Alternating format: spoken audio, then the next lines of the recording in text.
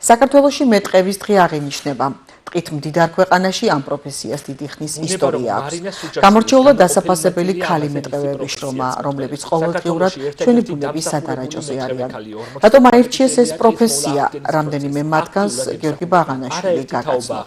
დღესაც უზიარებს მათ საკუთარ გამოცდილებას. ქალებს არ აშენებს წინააღმდეგ. პირიქით, ისინი უფრო მომთხოვნებიც არიან და უფრო უღრმავდებიან იმ სამუშაოს, ხა ჩვენ ყოველ შემთხვევაში პირადად მე ვემსახურები ამ საქმეს ტყის აღდგენის მიმართულებით.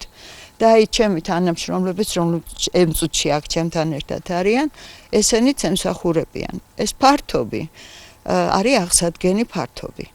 თუ იქ არ შეისწავლე ყველაფერი დეტალურად, ტყე არ გაპატიებს მაგას. მე ძალიან მიყვარს ჩემი საქმე და რამდენ ხანსაც შევძლებ კიდე გამომდინარე ჩემი ასაკიდან, იმდენ ხანს ვემსახურები დღეს. პროფესიულ დღეს მეტყევე ქალები კახეთის ეროვნული სააგენტოს კონტროლირებად დღეს ეწვივნენ. მარიამ ავაგიანი ახალგაზრდა მეტყევე მაგისტრია. 4 წელია ტყის აღდგენა გაშენების პროექტებშია ჩართული.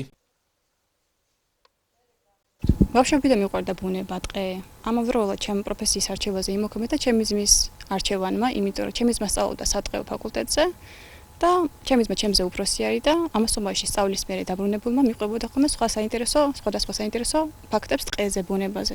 ალბათ ამანაც განაპირობა ის, რომ მე ავირჩია სატყეო სფერო.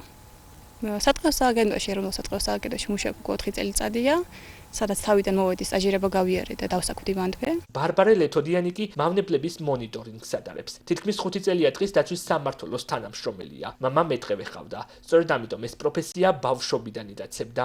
პროფესიის არჩევის დროს ბევრი არ მიფიქრია, რადგან ბავშვობიდან ზუსტად ვიცოდი რა იყო საქმე, რასაც სიამოვნებით გავაკეთებდი.